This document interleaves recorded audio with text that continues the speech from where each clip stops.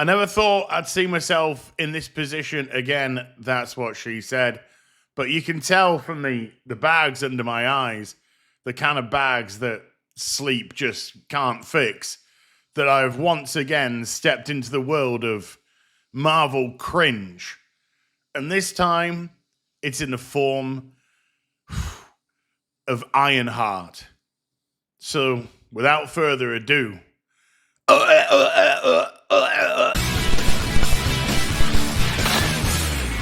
Hi everyone, it's Az here from HeelvsBabyface. Look, I promised I'd do this. I'm going to see this one through to the end. I know that a lot of them have defeated me recently. They've just been too bad, but 6 episodes, around 30 minutes an episode. I think I can take the brain damage. I hope I can take the brain damage. I'm praying I can take the brain damage. So let's get into Ironheart, episode 1. So it starts off with a soliloquy from Riri, which in my world means something I think completely different to what they think it means. And she talks about how she believes she can be the greatest inventor of her generation. Probably not that difficult, let's be honest.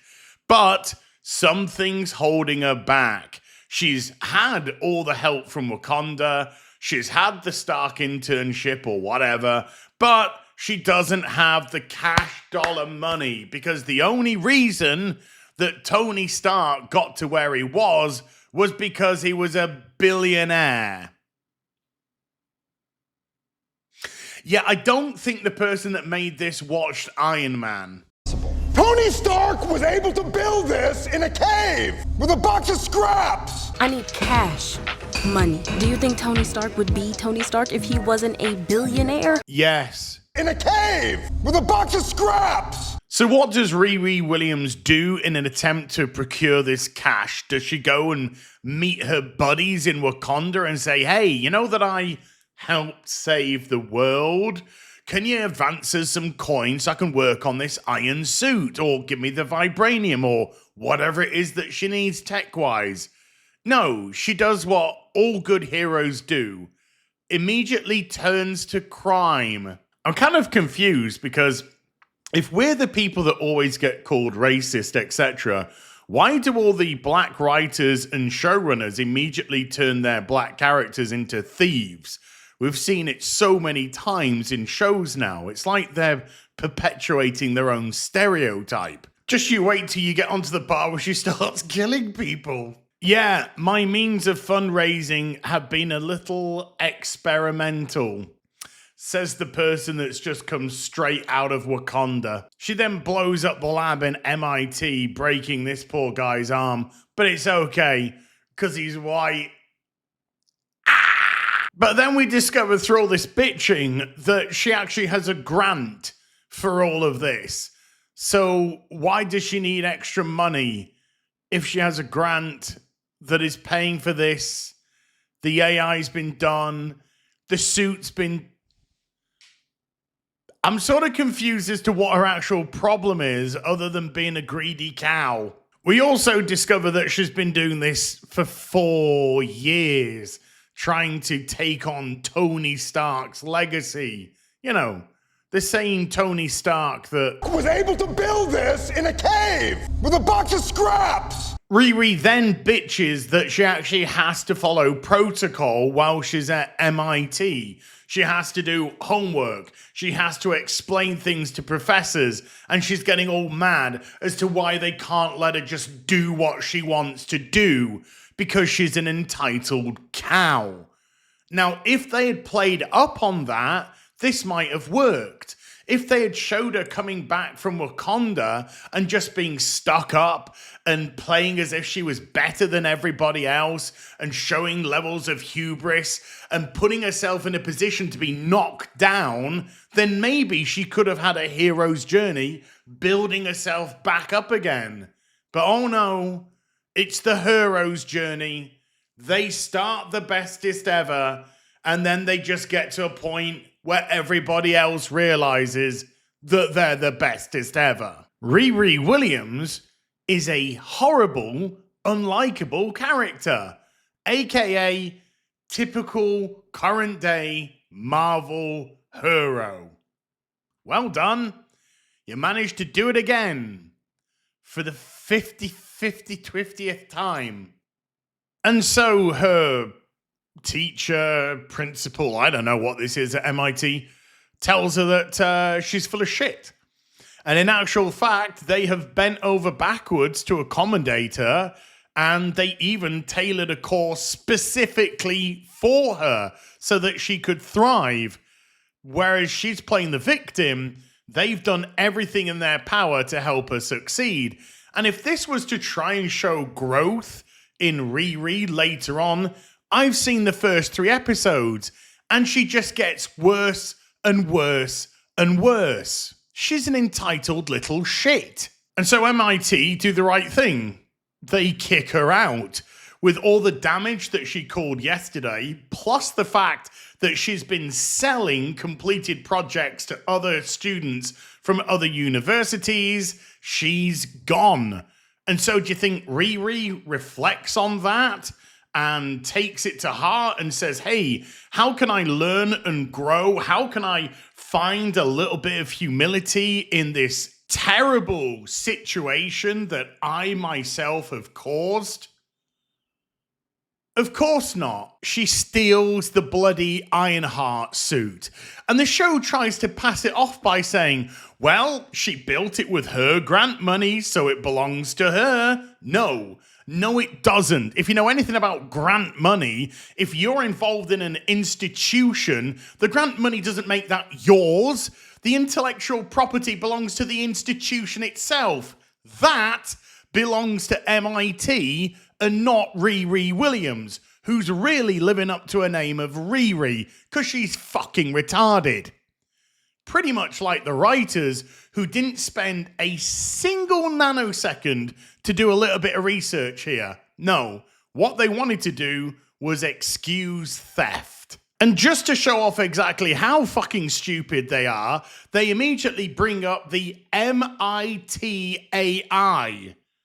Not the Riri Williams AI, the AI that was taken from MIT that she stole.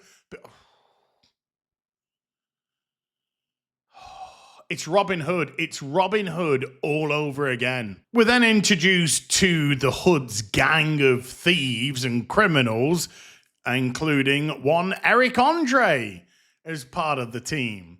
And the only thing that I could think of when I saw this was,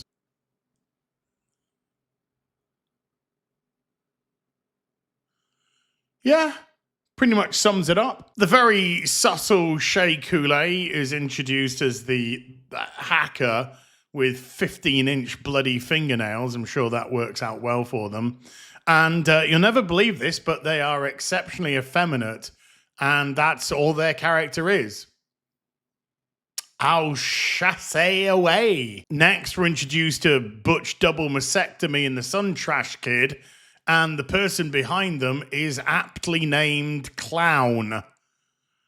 Because I guess this whole show's a fucking circus. Eric Andre's character couldn't keep the alarms off, and they go off, which facilitates a terribly choreographed fight. And afterwards, when they've managed to escape, they decide what to do with his character of Stuart, who he wants to be called Rampage. And that's going to be an ongoing joke. Do you remember in Guardians of the Galaxy where Star-Lord was like, I'm Star-Lord, and they're like, who? And he's like, I'm Rampage, call me Rampage. And they're like, what? It's so funny.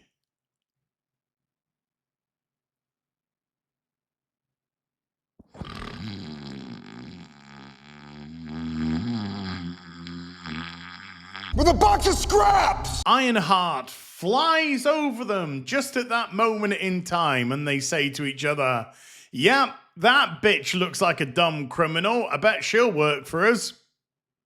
They're actually going to be proven to be correct. The AI then coincidentally just happens to pack in. Riri then tragically, falls to the ground and dies, splattered to death on the boulevards of Chicago after hitting that concrete at what I can only imagine was over 100 miles an hour. Oh no, she's absolutely fine, because it doesn't matter if you're Thor or Captain America, where you can actually take a hit like this. If you're a 4'11", 90-pound tiny woman with barely any armor on whatsoever, and you smack into that concrete at 100+ miles an hour, you'll be fine. Fine. This show's fucking retarded. She walks past this concerned citizen who says, "Do you need a band-aid or an ice pack?" And she says, "No, I'm a 4'11" black girl. I'll be absolutely fine."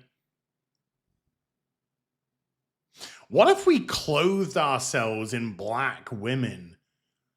We would become invincible. "What does your mama call you?" says this little boy. I can only imagine the answer would be fatherless from Riri. I mean, if it was, that would be correct, because we're hitting every stereotype on the fucking board in this show. Riri arrives home to her mother and a bunch of gossiping women discussing what the upcoming plot points are going to be in a few minutes' time, because everything is so coincidental in this show. "Hey, Maddie, what crystal is for wise asses that get kicked out of school?" "Black obsidian," she says. Why gotta be black? Anyway, that's by the by. I have another question. How the fuck do you know? How do you know? She literally just got kicked out of school, took the suit, stole it, flew to Chicago where she lives, and somehow you know?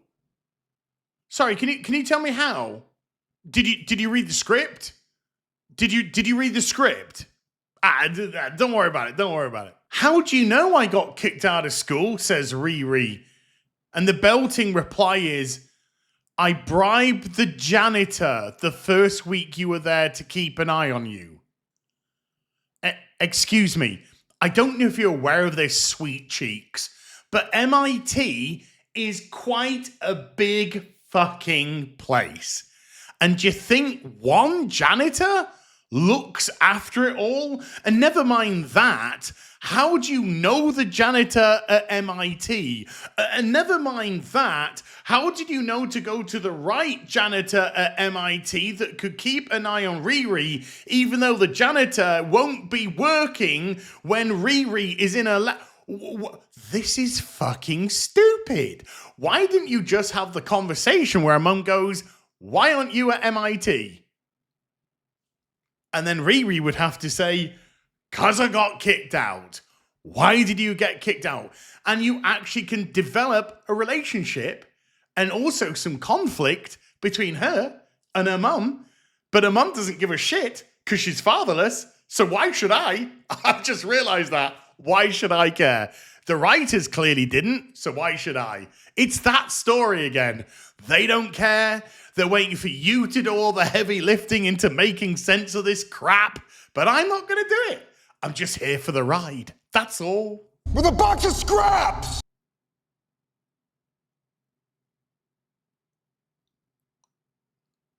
What is wrong with you all? So this dude is introduced as a potential love interest, which I think he'd be more inclined to want to date Shea Coulee by his mannerisms and the way he speaks. Shouldn't you be in the club trying to get like free drinks?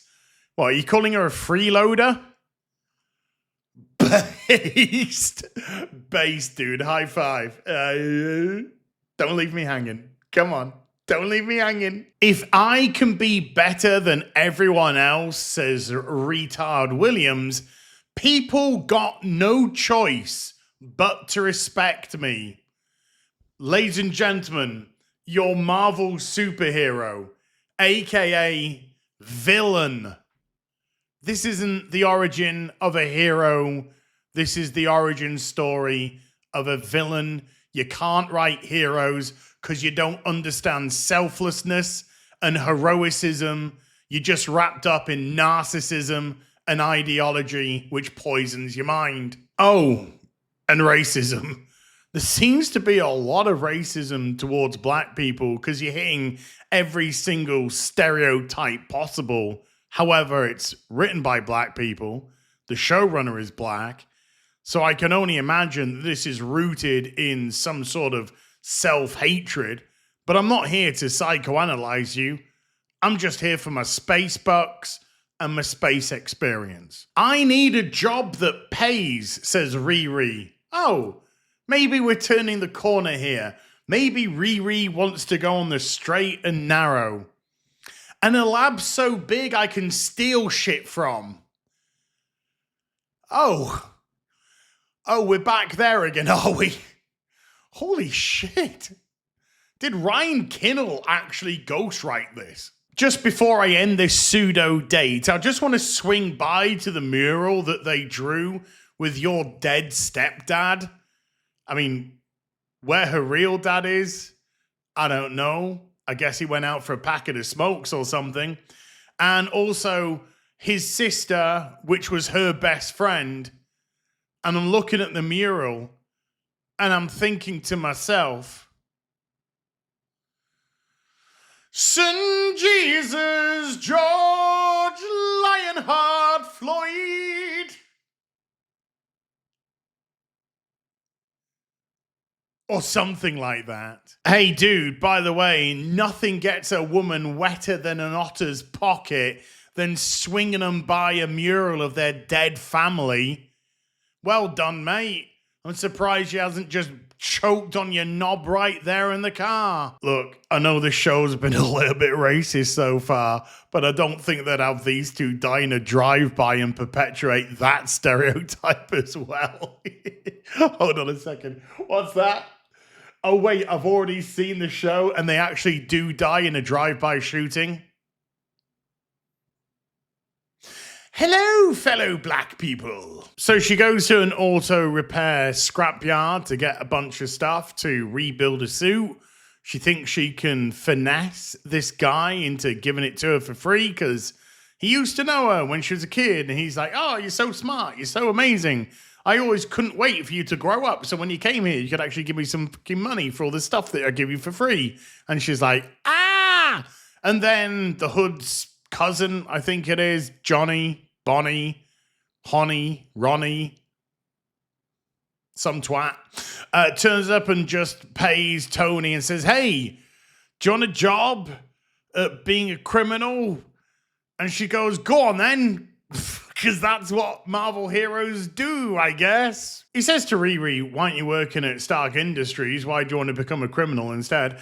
And she says, well, because I haven't got $1 billion. So I can't compete with the resources.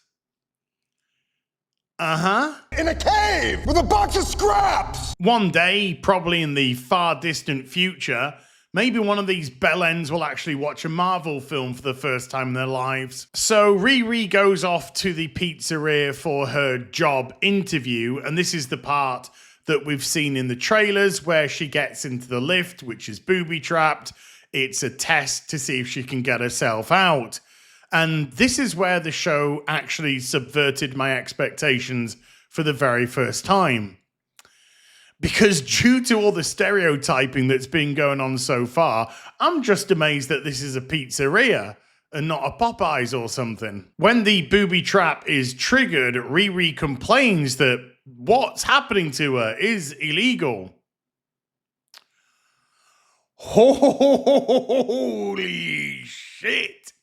Yes, the person that stole her suit, the person that says she wants a job at a lab so she can steal, the person who's coming to the criminal organization for a job interview now wants to play the legal card.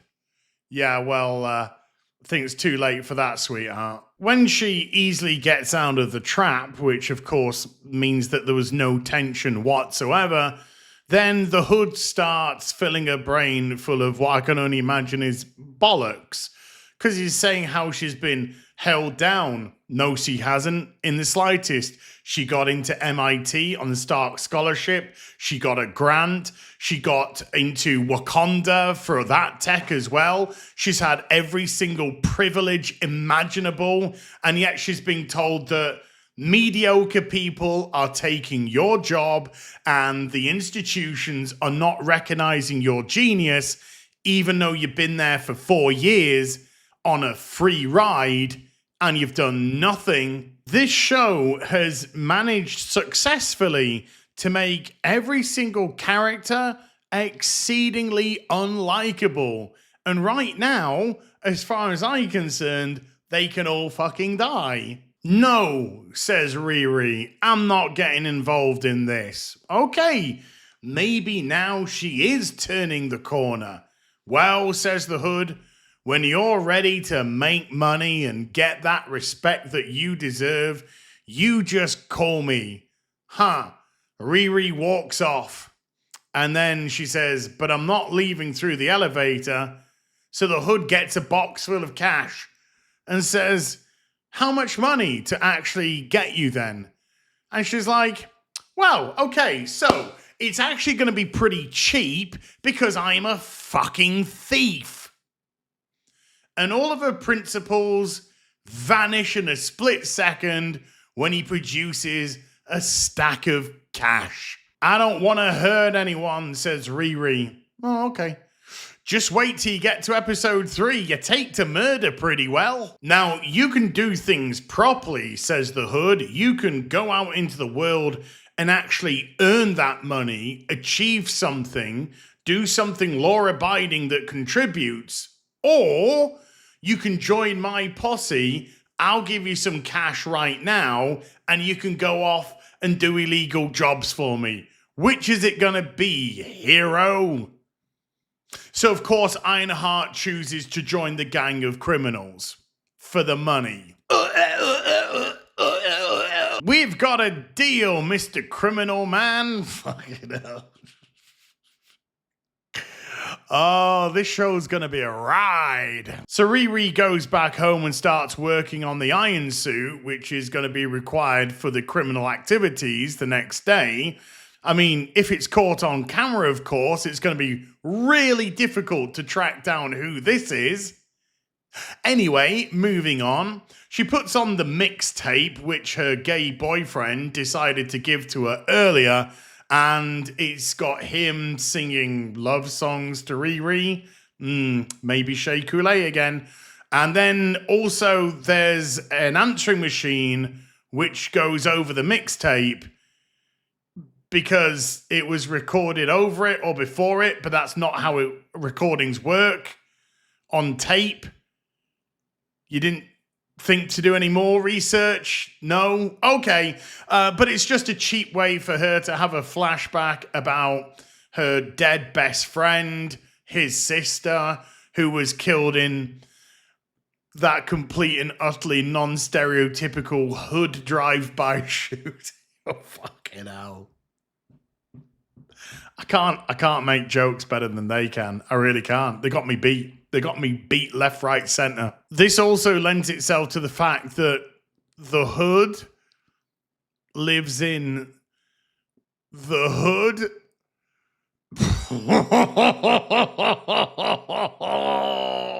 No.